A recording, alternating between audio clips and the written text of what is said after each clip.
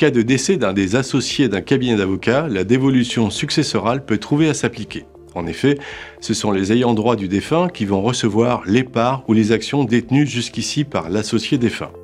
Pour l'associé survivant, l'enjeu est de rapidement récupérer ses parts ou ses actions afin de ne pas perdre la main sur son outil de travail.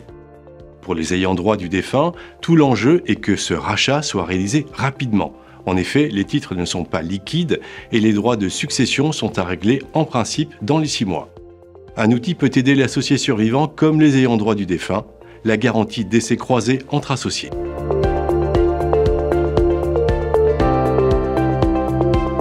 Prenons un cabinet d'avocats avec 2 associés, A et B, détenant chacun 50% des parts ou des actions du cabinet.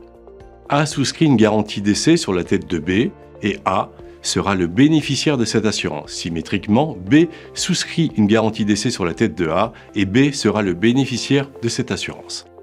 Ainsi, en cas de décès d'un des associés, l'autre associé recevra une somme d'argent.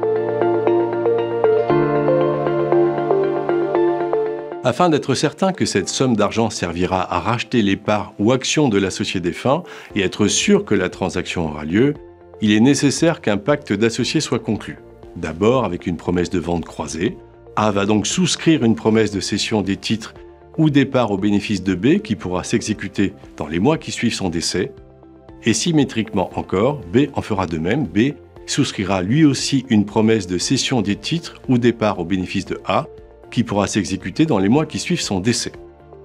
Ensuite, il faudra mettre en place une promesse d'acquisition croisée construite sur le même modèle.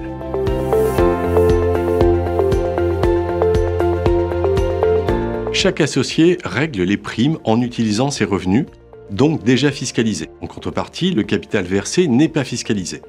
Il est possible, moyennant des ajustements, de procéder autrement, via une assurance homme-clé dont les primes seraient payées par le cabinet si sa structure le permet. Dans ce cas, ces primes seront déductibles du résultat du cabinet.